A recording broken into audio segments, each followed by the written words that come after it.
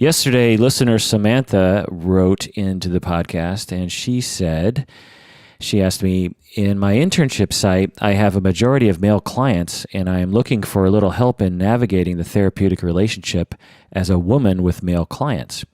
Yesterday, I said that I would talk about it today, and at first I thought I was just going to respond to it, quickly and briefly in a way that I will often do. But since right now I'm between terms, I have a little extra time, so I decided to delve into the literature a little bit, and I went down a rabbit hole, and I am now emerging after contemplating my work with male clients, and after reading a lot of the literature, I decided to actually write a paper on the topic and present a sort of rough draft to you here. So the first thing that I have to say is actually backing up a little bit. The first thing I have to say is that we have more patrons to the podcast. We now have 8 patrons to the podcast. It is day 5 of the pledge drive for people to become patrons on our Patreon page. Please go to patreon.com and become a patron of the podcast. Again, we have 8: listener Mike, listener Zoe, again, Slobodan, Ryan, Lyndon, Thomas, Anita, and Scott are all signed up as patrons. And as I said before, if you become a patron, that will get you certain benefits. I'm thinking about maybe having half the episodes available to only patrons, or only the beginning of the episodes to non-patrons, and patrons get the full episode. I don't know. Some kind of benefit, because what I want to do, again, is create a community, and this seems like a really good way to do it.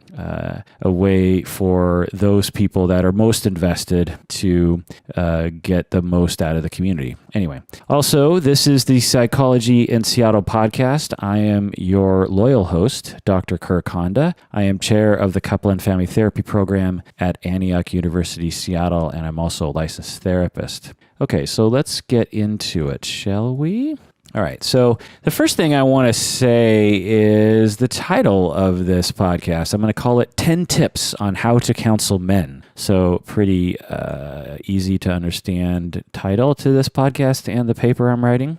I'm going to eventually post this paper, I think, on the podcast website, psychologyinseattle.com. But I might also submit it to publication. I'm not sure. Anyway, first thing I want to say is that therapists are generally untrained when it comes to treating men in therapy. So listener Samantha is not alone in feeling a little insecure about her skills regarding working with male clients. Research has found that therapists are undertrained regarding the psychology of men and how to help them, in spite of many faculty members and many students saying that the psychology of men is an important area of research and an important area of training. For example, there's been research interviewing male therapists in training across the United States regarding their experience of gender training, and found that the male therapists in training, they were saying that when they're in graduate school, they find that they're often silenced in discussions in class, because most graduate programs are dominated by females, like something like 80%-ish of the students are female. And so, not that means necessarily that men are going to be silenced, but, in the liberal world, it's much easier for us to get behind statements of feminism and anti-white male privilege. It's much easier for us to get behind those kinds of statements in liberal institutions than it is for us to defend men, so to speak. And so I don't think our society has matured quite yet around this issue. And so I think in the future, we'll have a more balanced way of discussing these sorts of things. And, we'll have the ability to discuss both female oppression issues and male issues, whether or not we call that oppression of men or stereotyping of men or just harming men because they're men. I mean, whatever we call it, I think both should be discussed. Also, it should be noted that the binary between men and women is often a problem. Some people don't identify as men or women. So, we should just discuss that as well. Also, the research by Taylor in 2006 found that the topic of gender in graduate school is often very female-centric, meaning that they tend to talk mainly about the female experience. When the topic of gender is brought up, these men were saying, well, when gender is brought up, basically we're just talking about female experience, which is great, but also why aren't we talking about men? They also, in the study, found that the male therapists in training were saying that men are often pathologized, that male aspects or masculinity or qualities of quote-unquote men are often seen as a pathology and destructive and never positive. And they also found that they weren't being trained on how to treat men, and that was a problem. I would say this is consistent with my experience in graduate training. As a male student myself, I found it difficult to discuss my experience as a man. So given my style of relating, given my style as a student, I just chose to avoid the topic altogether, which is very wimpy of me, but that's what I decided to do. Now, at this point in the podcast, I feel it necessary to disclose that I am a lifelong devoted feminist. If anyone's listened to the podcast, they know this about me. If you haven't, I feel like I need to tell you, because anytime I hear pro-male discussions, any discussions, or whenever I read anything that's talking about pro-male sorts of messages, I often later realize that the presenter or writer is actually anti-feminist. And I find that to be this sort of dichotomy on the internet anyway. It's like you're either a feminist, and which, is sometimes associated with hating men, even though true feminism has nothing to do with hating men, but it often is sort of portrayed that way.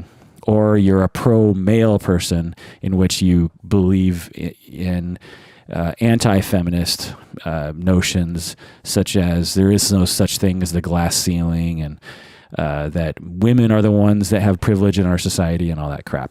And again, if you've listened to my podcast before, you know that I am a staunch feminist and often fight on the internet with anti-feminists, and I can be quite riled up by them. So I just want to disclose that. I don't know how to prove the fact that I'm a feminist, but a badge of honor that I wear proudly is that anti-feminist trolls often attack me on the internet. So that should say something, right? So moving on. So getting back to the topic of men in therapy and the 10 ways of how to help men in therapy, there's a few things we have to go over, I think, first, just to establish some other research. It's common knowledge that men seek help less than women. Across all ages, nationalities, and ethnicities and races, men are less likely to seek therapy than women. So that's just, it's just a fact. And, we could speculate as to why, which I'll get into later. More specifically, research has found that 17% of women in the United States have sought therapy in the last year, while only 10% of men have sought therapy in the last year. So 17% of women have been in therapy in the last year, while only 10% of men have been in therapy in the last year. Why is that? Well, I imagine some people will say, well, it's because women have more problems. That's why they go to therapy more. Men don't have problems. Men don't complain. They move on in life. They don't need therapy the way that women do. Well, in contrast to this rather offensive common understanding, there's a large body of evidence that men suffer from an equal rate, if not a greater rate, of mental and emotional problems. Let me just reiterate that to those people out there that might troll me on the internet. Research has found, empirical research, in which they actually study actual human beings rather than just anecdotal information. When they actually study human beings, men suffer from an equal amount of emotional and mental problems, if not more. Now, I would speculate that they suffer potentially from more problems, probably because they're oppressed in the way that they're not allowed to seek help. They're told that seeking therapy is weak and men should never be weak, and therefore men will suffer a lot longer. Imagine if we told men that they shouldn't go to the dentist, that going to the dentist was weak. Well, that's not really in our society, I don't think anyway.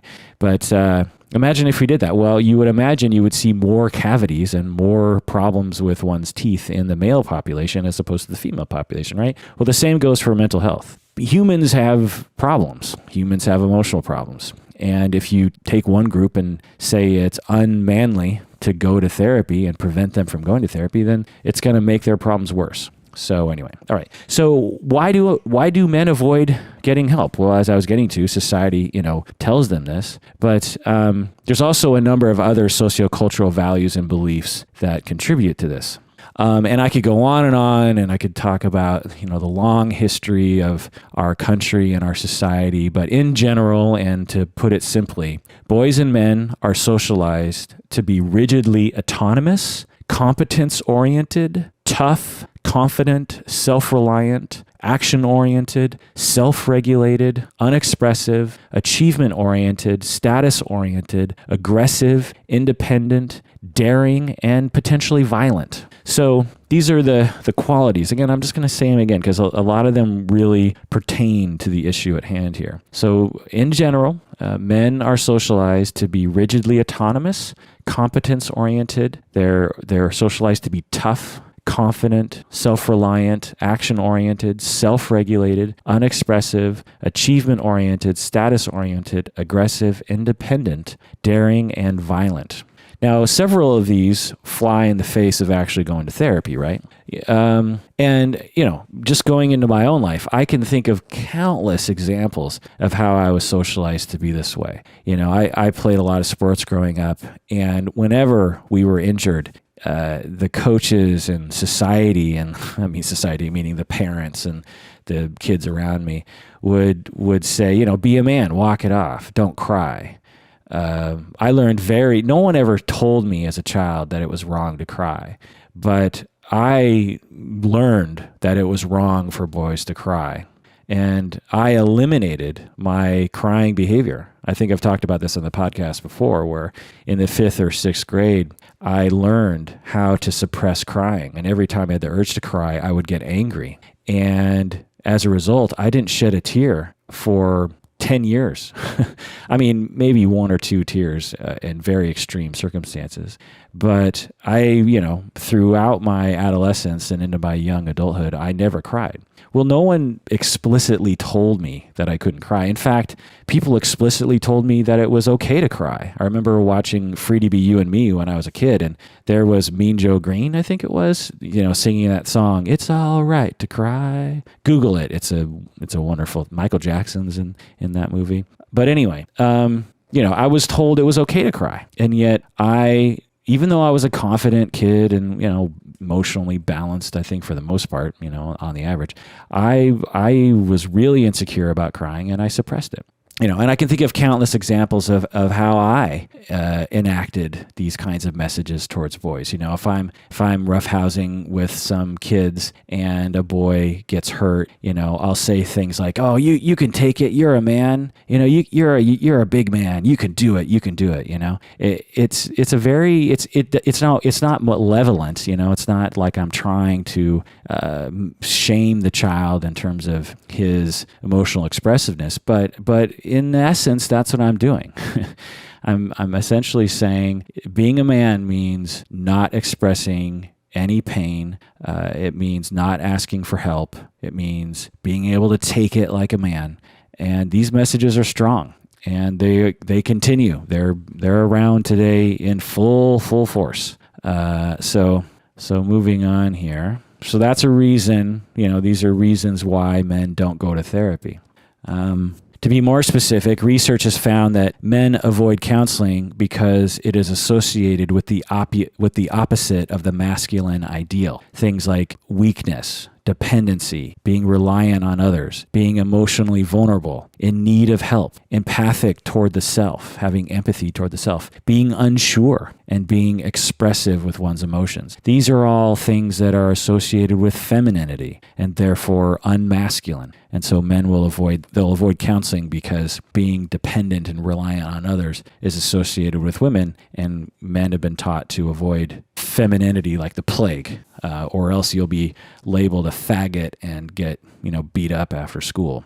And it's not just counseling that is affected by this cultural norm. Since men are reluctant to seek help when experiencing distress, they are more likely to experience isolation, which may result in greater mortality and a lower quality of life. Research has found this. So this, not only makes someone not seek therapy, it not only makes their mental illness and their emotional problems stagnate and increase without any relief, but it also can result in greater stress, lower quality of life, and even greater mortality. It's a well-known fact that men die sooner than women. Perhaps it's because of this, because men are denied the opportunity to seek emotional support from other people, and as a result, their stress mounts and they eventually die of a heart attack.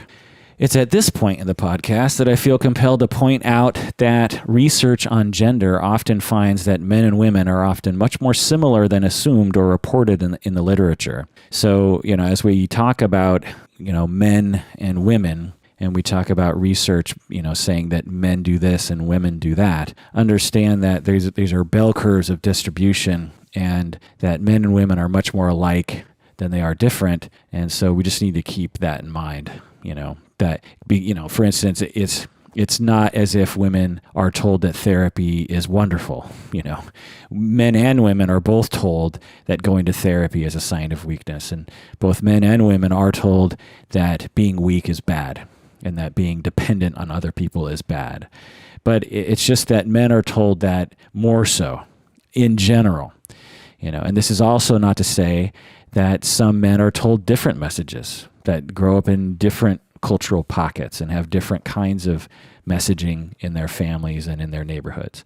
Maybe they're told that therapy is great, and so they grow up with a different attitude. So we're not talking about all men, and we're not talking about men and women being completely different from each other. For example, when I was 19, I sought therapy, even though I didn't really need it, and even though no one prompted me. I was definitely a very socialized male in our society, and I went to therapy. So, I don't represent the generalization that young men don't go to therapy because they're socialized not to, So there's differences everywhere. So we need to treat each male client as a unique individual. That's my belief anyway. A whole individual, someone with a unique personality, and at the same time be aware of the sociocultural and historical context in which that person exists. So treat them like an individual, but also understand that that individual exists within a context. And so you have to understand both of those things. Also, it should be pointed out that men are not just men. They also have an ethnicity, an age, a sexual orientation, etc. So, we can't just say men as a group. We have to acknowledge that there's a diversity of diversities among men. All right, so let's get to the tips on how to treat men. So number 1 of the 10 tips on how to counsel men. The first thing is to address cultural countertransference. And let me explain. The first step for every psychotherapist is to begin the journey of self-awareness. This fundamental tenet of training, supervision, and self-supervision applies to the topic of treating male clients. We have all likely been traumatized in at least minor ways by our experiences involving gender. Us therapists have internalized many negative notions regarding gender. We have all been limited to the binary expectations of masculinity and femininity. We have all internalized the oppressive behaviors and messages in our culture. And we will never be without the mostly fixed biases that direct our perceptions and attitudes. We're all biased. Therefore, we must continually strive for self-awareness, awareness of our society, awareness of culture, awareness of history, awareness of politics, and be sensitive and empathic and compassionate for all persons. When I'm working with heterosexual couples, I occasionally and diligently ask myself, am I falling victim to a gender bias? Am I preferring the male perspective? These are just some of the questions, just some of the complicated and difficult questions that I have to ask myself, that I have to contemplate. And these questions can only be contemplated with a firm foundation of previous contemplation and discourse with others regarding culture and gender. So we must understand our cultural countertransference. We must understand our biases when it comes to gender. For example, a supervisee once told me that she could not work with male clients. She found her countertransference to be overwhelming. We explored her reactivity and her past trauma, and we collaboratively concluded that she would refer all of her adult male clients to other therapists. However, we also enacted a plan to reduce her countertransferential reactions so she could have greater flexibility in her future career. With years of therapy, with years of trauma recovery and supervision and self-contemplation, she was eventually able to comfortably treat adult male clients. And today she continues to struggle occasionally with her reactivity, but we found it to be tolerable and manageable. Okay, so number 1 is cultural countertransference. Be aware of it, contemplate it, strive to understand yourself regarding gender. The second tip on how to treat male clients effectively is to have compassion and patience. To me, the underlying foundation of all things is compassion. The underlying thing in all things psychotherapy is compassion. With male clients, and frankly with all clients, we must find and express our compassion as therapists. If we cannot access compassion and empathy, therapy is likely to stagnate and feel icky for both therapist and client. If you are having difficulty accessing your compassion for a male client, remember that men have been socialized to deny their feelings, to not know their feelings, to be afraid of vulnerability, to appear strong, and possibly to be aggressive. So try to remember that. If you're struggling with a client that's exhibiting traditional masculinity and it feels like resistance to you, just remember that they've been socialized to be that way, and that might help you to have compassion for it. So don't push too hard against that initially, because they've been socialized to be that way. Now, it doesn't excuse it, so to speak, but it does put it in a cultural context. Another thing that you might want to do in a compassionate way is to commend boys and men for coming to therapy.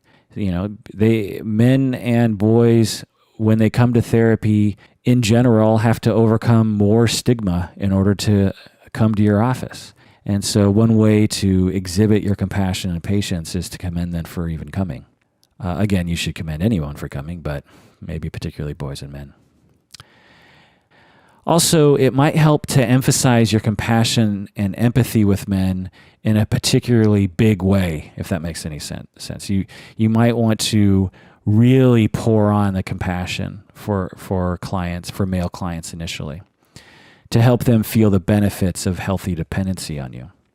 However, we need to be careful not to demean men, since some men might feel as though we pity them or we look down on them with our compassion. And so this is, part of the art of therapy. We need to balance these things out. Okay, so number 1 was be aware of your cultural countertransference regarding gender. Number 2 is to have a lot of compassion and patience for male clients. Number 3 is to normalize and maybe to point out the socialization that the client has incurred. So often normalizing has a high therapeutic value regardless of what we're talking about. And along these lines, it might help to explain or allude to the ways we have all been socialized. When you're treating men, it might help to explain the ways in which they've been socialized to be traditionally male, traditionally masculine. For example, if a man is having difficulty expressing his vulnerability to his spouse, and instead he is being critical and hurtful, I've seen this countless times in my office, by the way, then it might be helpful to normalize by saying, "It seems easier for you to express anger. I'm guessing that's because us men have been socialized to deny or hide our vulnerability. But men are human too, and we all get hurt sometimes."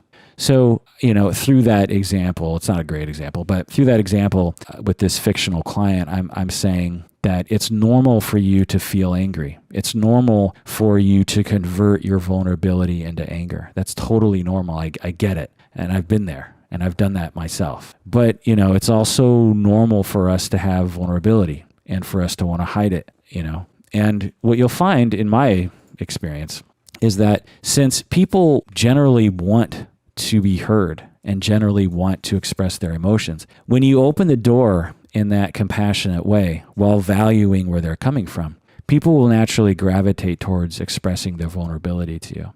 Even men. Okay, so number 4, assume that men are human. This sounds stupid, but just bear with me for a second. I find myself telling my supervisees this sometimes. I find myself saying and to my clients sometimes too, I often find myself saying, well, remember that they're human, meaning that they're vulnerable in a normal way. Meaning that they're not a robot, and that if they're human, they're just like you, and they have all the same insecurities and all the same fears and all the same hurts and all the same sensitivities. It's helpful to assume that stoic men are suffering greatly on the inside.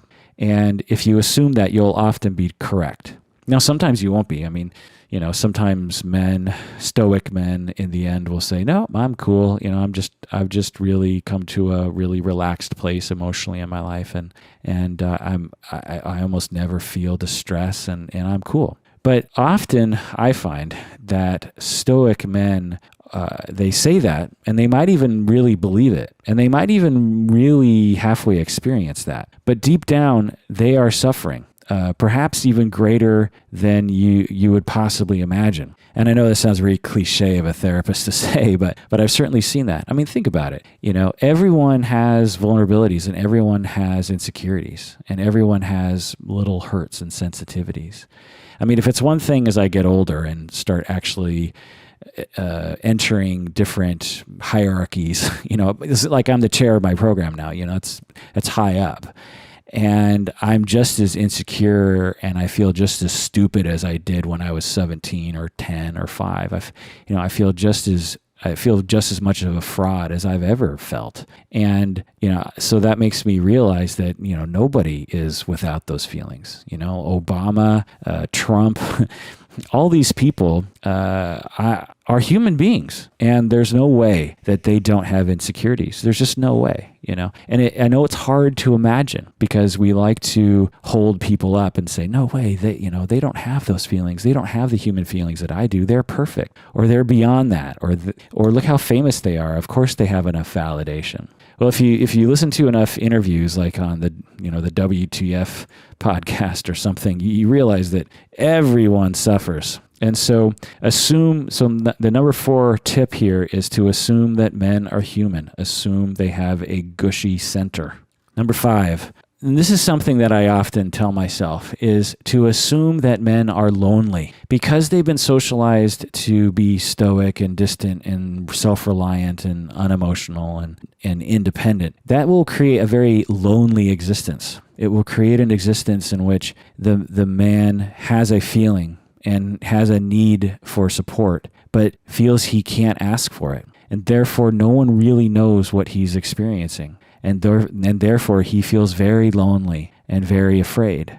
And so assume that your male clients are lonely. Now, again, going back to the bell curve thing, women are absolutely lonely too. I was just talking with a client yesterday about how lonely she felt. So it's not as if women don't experience loneliness. But when you have a stoic male, one way you can sort of get in to his emotional material is by discussing loneliness. I was told this in graduate school like 20 years ago.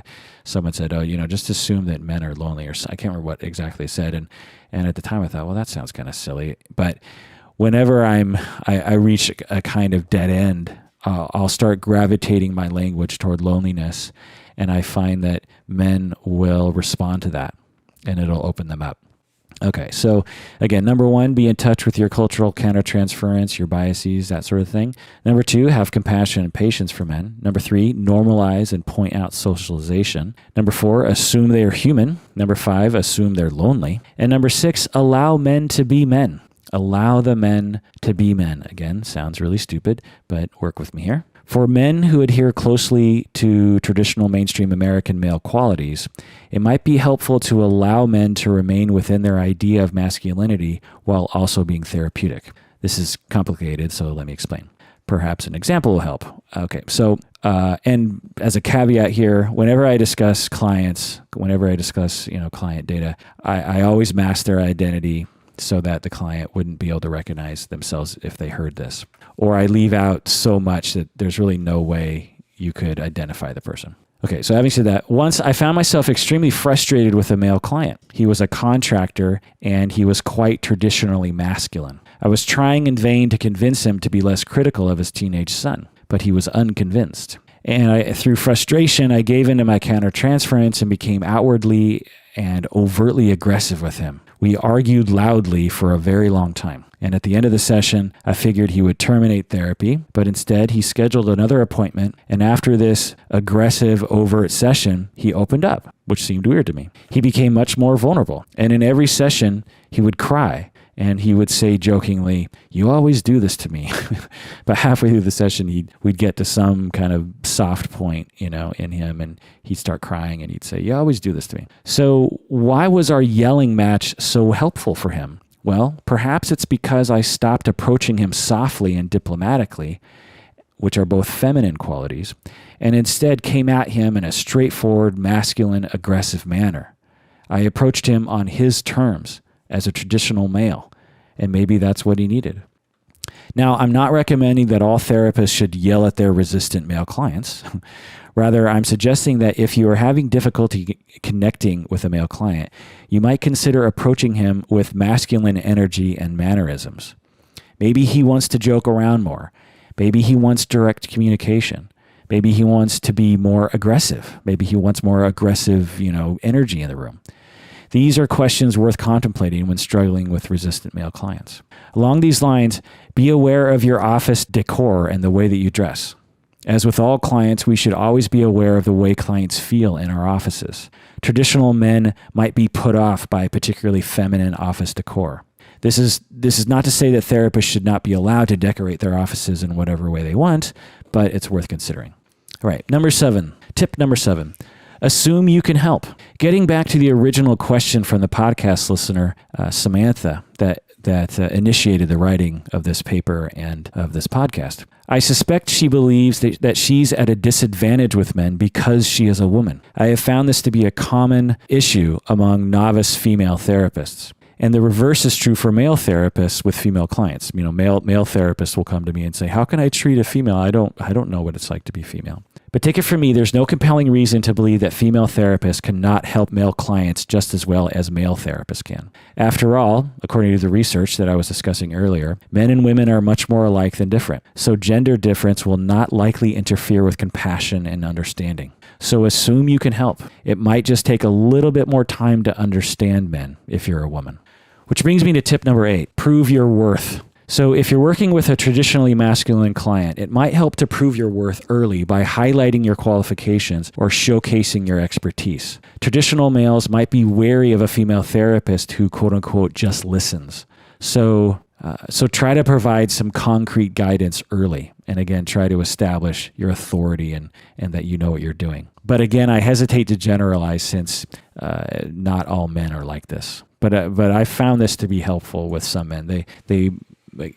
With some men, not all men, and certainly some women, they are looking for some concrete skill building, or some very clear guidance as to what therapy is. Some people, particularly traditional masculine males, they don't want to come in and just have it be a free-for-all, free associative exploration. They want results. And so you might have to emphasize that. And for you novice therapists out there, you might really struggle with that because you haven't developed that repertoire and that way of speaking that way. But as you gain experience, you'll be able to do it more. And what I tell my supervisees is have experienced therapists role play it for you. Get a feel for that language, Have them say, "Can you role play how you would justify your expertise to a client if they questioned you?"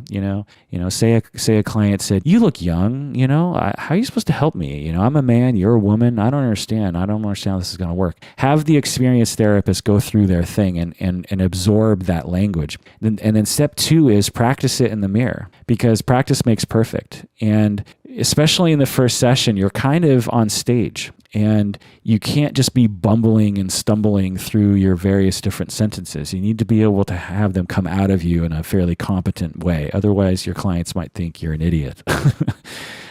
So, that's just a little tip there. All right. Tip number 9. Don't assume stoicism means unemotional. So assume that traditional masculine men are likely to resort to stoicism when they feel afraid and hurt. This can easily be mistaken for disinterest or being unemotional. But if you assume that he is hiding his fear and vulnerability, you are likely to gravitate toward that emotional material and therefore invite him to express and work through those emotions. Once I was working with a hetero couple for years and the husband reporting feeling almost no emotion. Of course, since the system sought homeostasis and balance, the wife expressed enough emotion for the two of them. Over time, over months and years of stoic behavior and therapy, I began to believe that he was mellow and relaxed and even-keeled. I thought, maybe he doesn't have any emotions on the inside. Maybe he's just super mellow. But in the back of my mind, I knew that his childhood was difficult. And I knew that his stoicism was just a defense that he used to protect himself from his own vulnerability, because as a child, he learned that he couldn't ask for help, if he asked for help, he wouldn't get it. So he learned to suppress that. So after contemplating my countertransference, I once again attempted to focus on his vulnerability, and I felt the three of us, him and his wife and me, gravitating towards his loneliness and pain as I focused on it. It took several weeks, but he eventually overcame barriers and accessed his vulnerability. He was able to express his dependency and uncertainty, which allowed his wife to understand him better and have more compassion for him, and for him to have greater flexibility in his emotional expressiveness, and therefore a greater well-being for him.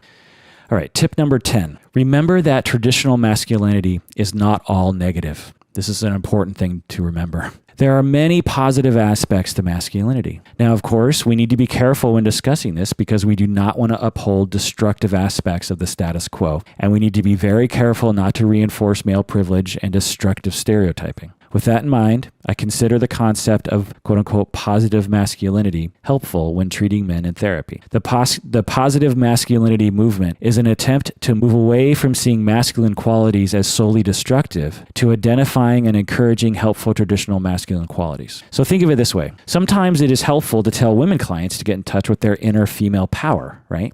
Their maternal nature or their inner goddess, Well, it's similar for men. You can help men by inspiring them to get in touch with and manifest positive aspects of their masculinity, such as courage or strength or chivalry. Now, again, this is not to say that women do not have integrity or honor or chivalry, and certainly chivalry is associated with all sorts of evil things. As a feminist, I can absolutely attest to that. But the whole point here is that when we're working with people, we don't have time to break down society and to change society and our culture. We're not going to do that. We're not going to change our society in our lifetime. It'll change slowly over time, and we should absolutely, do our part. But masculinity and femininity are here to stay, and we have to work with it. And when you're in session with a client, you're not going to be able to get rid of their sociocultural understanding and their internalized gender roles and, internalized masculinity. You're not going to be able to erase that from them. So you might as well use it to your advantage, right? Move with the resistance, as they say. I often use the analogy of judo. If you're familiar with judo, the basic tenet from what I understand is, someone comes at you and instead of resisting and meeting them with force, you move with their force. So they come at you and then you move to the side and you push them and they can in the direction they're already heading, sort of towards you, and they move past you and fall down. It's quite humiliating to the perpetrator. And if you've seen Karate Kid, the first one, you'll know how humiliating it is to Kublai Kai. But anyway, when you have masculinity presenting problems in your therapy office, perhaps using masculinity to your advantage might help. And there are many, many positive aspects to masculinity, and we've really lost sight of that. I mean, when I hear the word masculinity, that word in the circles that I run in, it is always associated with something negative. It's always associated with aggressiveness and being a douchebag and being controlling and privileged and dominant. And it's true. Those are masculine qualities, and men have been socialized to be that way, and men in general are that way. But there's also a lot of wonderful things associated with masculinity and with playing our gender, things like I said, courage, being courageous, being generous. Men have been socialized to provide for their families. Well, that's a form of generosity, right? Well, encourage that generosity. Now, don't have it be a rigid generosity, like encouraging men to force their women to not have work so that they will be allowed to give to their, wives. That's something quite different that we need to fight against. But if you can inspire a husband to give to his community somehow in a way that feels meaningful to him, then that's a wonderful thing, right? And if you need to language it as a masculine, be a man and be generous sort of way, then go for it. Do what's helpful is what I always tell my supervisees and students and interns. I say, do what's helpful, don't do what's appropriate. Because what's often culturally appropriate is not helpful. So sometimes they are the same. Anyway, so those are the 10 tips. Let's review them. 10 tips to treating, 10 tips on how to counsel men, how to therapize men. Number 1, be aware of your cultural countertransference and your biases. Contemplate them. Strive for personal understanding. Number 2, have compassion and patience for men. Slow down. Understand it takes time for men to adjust to therapy. Normalize and point out socialization. Normalize men's experience. Normalize how they have been socialized and help them understand that, and normalize that they are having difficulty accessing their vulnerability. It's okay that that's happening. Number 4, assume that men are human. Assume that they have deep insecurity and deep sadness and deep grief and deep vulnerability and deep needs. Assume that they have that. Assume they have it in spades, because they do. And when you assume that, you'll gravitate toward that emotional material. Assume they're lonely, because again, when you socialize men to be independent, that basically breeds loneliness. Number 6, allow men to be men. Speak their language. Let them be themselves. Don't try to change them into something else, because that doesn't value who they are. Assume you can help. Number 7, assume that you can help.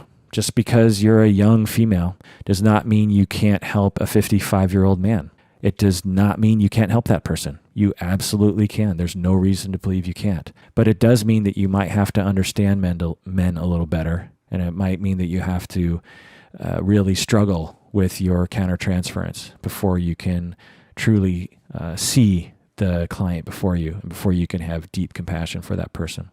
Number 8, attempt to prove your worth early for male clients. Because if they're particularly traditionally masculine, they might disrespect you or lose respect for you if you don't establish that you know what you're doing. Number 9, don't assume stoicism means that the person is innately unemotional. Don't assume just because they're acting masculine that means they have no emotions on the inside.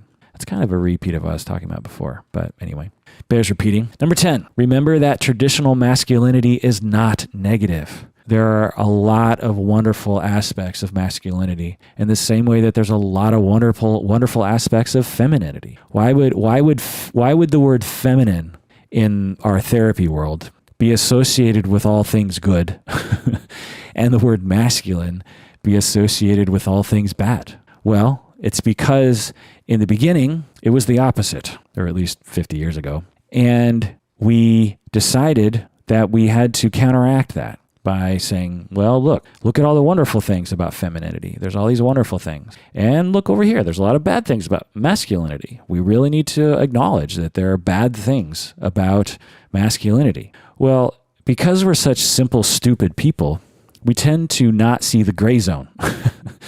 We can only see black and white.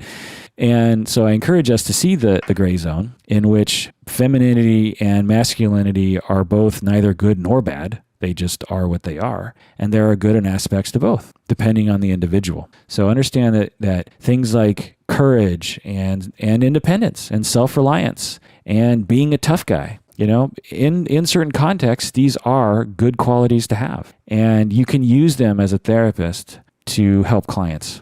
You can use those qualities. You can enhance those qualities in your clients for the good of their well-being. All right. Well, I thank listener Samantha for writing in that question. I hope that I answered it. Again, go to patreon.com, become a patron of the podcast. Even if you just become a patron for $1, no one's done the $1 option. It's all been $5, $10, and $20 and up and that sort of thing. And so even if it's just $1, if because what I'm thinking is like, okay, we have I think 7 or 8 patrons so far. From statistics, there's somewhere between like 10,000 or 100,000 of you. It's sort of hard to gauge these sorts of things. It's been estimated, a good conservative estimate is that there's 30,000 of you. And if each one of you gave $1, that's $30,000 a month, right? So, I can't, and if you did that, maybe we could all quit our day jobs and do this podcast 24/7 and have great content because we have all this time to dedicate it to it. So that's the whole idea, is that with more patrons means more time for us to dedicate to this. So again, go to patreon.com. You have to go to your computer. I realize that you might not be near the computer, so you have to go to the computer and please become a patron. And the sooner we get, all the patrons that we're hoping to get, the sooner I'll shut up about it. How about that? How about that for incentive? I'm sure some of you are getting really tired of it, but what are you going to do? All right. Well, that does it for another episode of Psychology in Seattle. Thanks for joining me on this journey.